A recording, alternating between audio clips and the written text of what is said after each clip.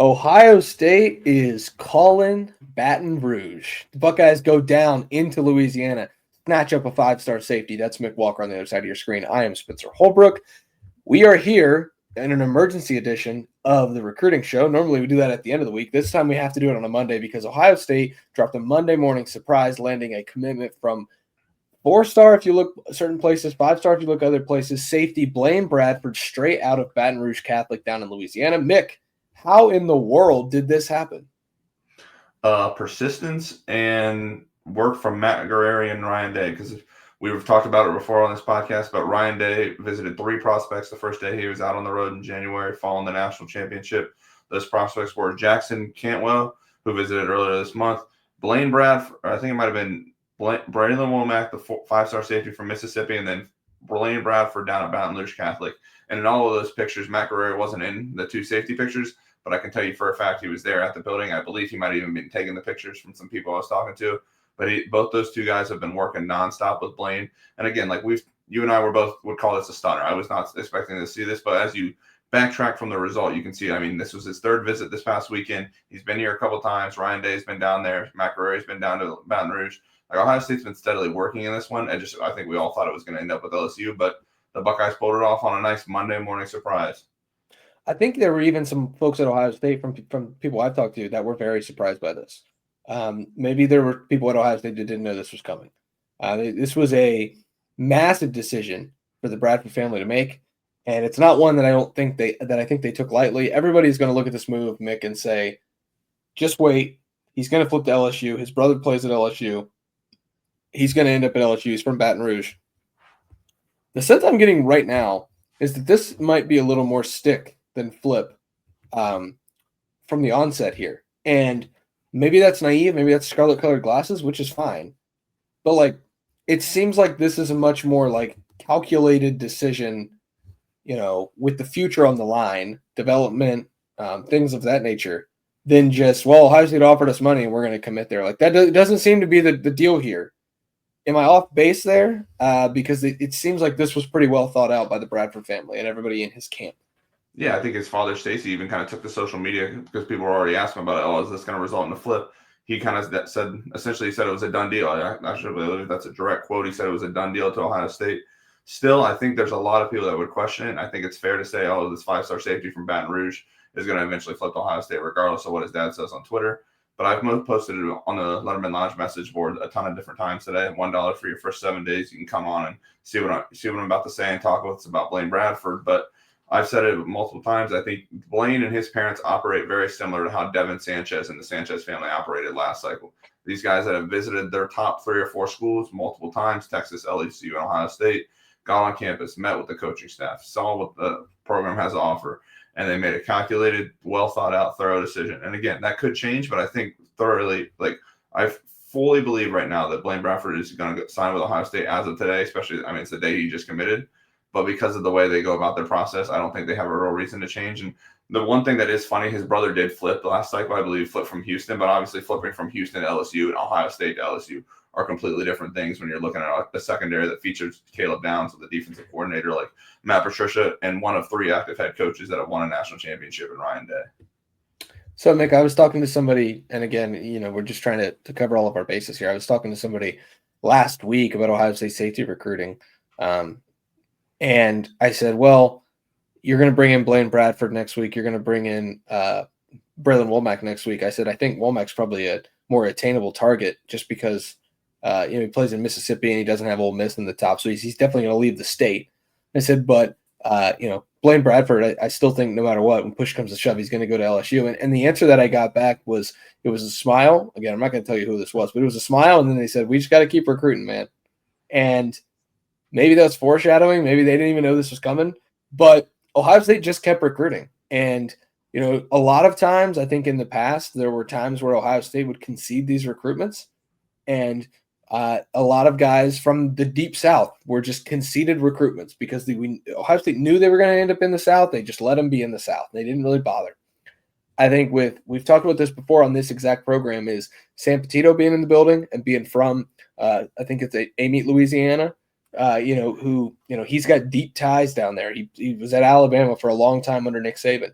You've got Tim Walton, who's a Georgia native who played at Ohio State, who understands what it's like to be from the Deep South and go to Ohio State. You've got Caleb Downs now, who is proof of concept that you can come be an elite player, win a national championship at Ohio State from the Deep South as a defender like that. All of these factors, I think, together have made it so Ohio State can be more aggressive down south, can go down and land your Edric Houstons and hold off a charge from Alabama, can go down and take on Georgia head on for a Georgia high school prospect who went to Alabama, then then goes in the transfer portal, and Caleb Downs. They can go down there and land a Jordan Hancock and flip him from Clemson. Like, just the last 4 years, there are examples of guys that Ohio State in the past, even under Urban Meyer, would, well, he's going to stay in the South. I don't think that's the mindset at all anymore. And I think this is like the perfect example of that. Now, sometimes it doesn't work out. They did this with Naeem Offord last year, and people are going to point to this exact recruitment and say, hey, this is just like Naeem. We get him in the class early. He's ultimately going to flip. Well, let's not be so sure of that. It seems like Blaine's a little more sure in his decision. Now, Naeem said all the right things until he didn't. But it just shows that Ohio State is more than willing and more than capable going into the South and plucking guys that they truly want out of the South to come play football in the North. Yeah, I think you could even draw that conclusion a little bit even with Devin Sanchez last cycle. Like, Houston, and obviously, and Texas in general, is an area that Ohio State has recruited well over the years, but Houston's a big area when it comes to the state of Louisiana because, the different hurricanes that have pushed people more towards Texas, the ties that the Southeastern Conference now has there with, Texas and Oklahoma being the Big 12 or in the SEC. But Ohio State, with, like you said, with a safeties coach like Matt Guerrero that's going to work, with secondary success and a defense that's really well thought of across the country, with a national championship head coach in Ryan Day, and then also just a guy like Caleb Downs, who's a prime example of what it can be like if you go to Ohio State. There's really not a box that Ohio State can't check off on the Blaine Bradford recruitment. And, we're not going to be coy here. Ohio State has enough money to compensate players if they need to make sure they go to a number.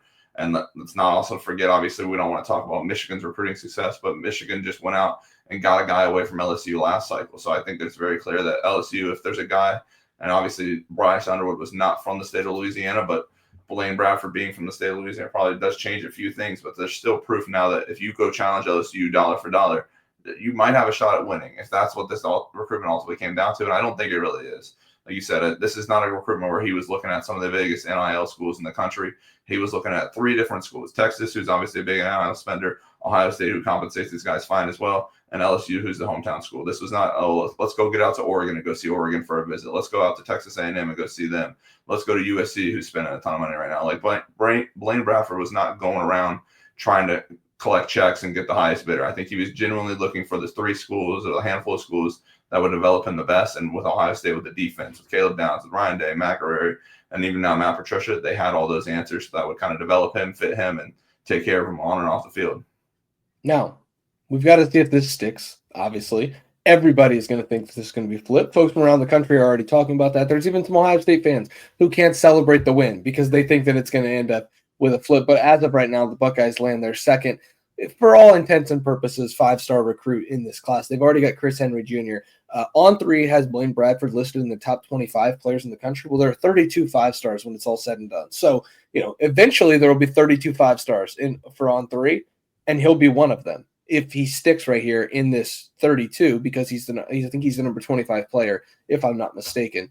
The industry loves him. Whether it's On3, 24/7 Rivals, ESPN, all 4 of them. If you go to On3's database and look at the industry comparison, like, the industry loves this kid, and obviously Ohio State does as well. LSU did too, but too bad, so sad, Tigers. You come up second in this recruitment as of right now. Now, again, the Buckeyes got to hold on to him, but this is a massive momentum grabber for Ohio State on the defensive end. This is the biggest commitment by far so far of the Matt Patricia era. And I think it's the biggest tip of the cap to Matt Guerrero so far, because I do think Caleb Downs' recruitment was won, yes, by Matt Guerrero, but we give a lot of credit there to what Tim Walton was able to do in that meeting with Caleb Downs. So I think this is Matt Guerrero's kind of intro to the big time, if you will, and landing a national recruit like this, that highly ranked. Now, what's next? Everybody wants to know what's next. What's next for Blaine Bradford is he's going to be a part of a loaded class already that's going to be gunning for the number 1 overall class.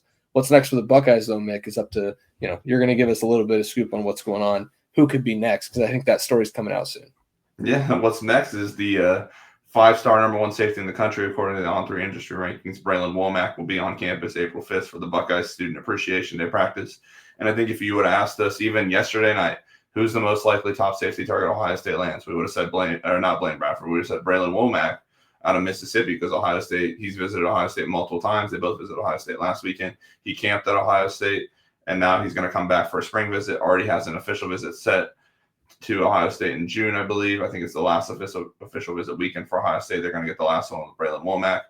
But it's a similar thing with Ohio State and Auburn with Blaine Bradford that they're fighting. Obviously, it's an out-of-state school, but it's still closer to proximity. And Braylon's sister plays softball at Auburn, and obviously you having the sibling connection there, that's going to work well for him. And Auburn is one of the schools that can play money with NIL. So if you have Blaine Bradford in the class, are you willing to go get and pay for the top 2 safeties in the country? I believe Ohio State has been recruiting them hard enough to do that. I think they've understood the plan is, all right, let's go get both of these guys if we can. They've got one of them now, and then you try and get the other one. And then beyond that, you have a guy like Donovan Webb, who visited a couple weeks ago for the Buckeyes for spring practice on March 17th.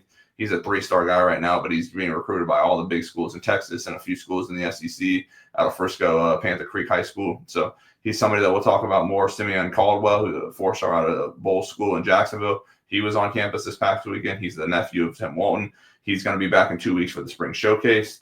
He might just start getting an apartment up here. I don't know if he's just allowed to stay at Tim Walton's house. I don't know what the rules are on that, but he's up here pretty often. Visited 3 times last year during 2024 for a game, a camp, and a spring visit as well. And his teammates already committed to Ohio State as well, on tight end Corbin Fordham. So, like, those 3 safeties are the names to know. You obviously, then you have beyond safeties, you have guys like CJ Sana, the linebacker, who I believe is also going to be back on campus this weekend out of Olentangy High School down there in Lewis Center, Ohio. Faber Akine out of Delaware Hayes High School, another Central Ohio guy. Both those guys have visited, at least, or plan to visit Ohio State multiple times this spring. Could commit to Ohio State at any time. I believe both of those guys end up at Ohio State. But those are the 4 or 5 names, whether it's defense, Ohio State, just any of the general guys that I think could be looking at Ohio State in the next couple of weeks or months. It's a great time to be a Buckeyes recruiting fan, because they've landed 3 offensive linemen and now one of the top 2 safeties in the country in the last 3 weeks.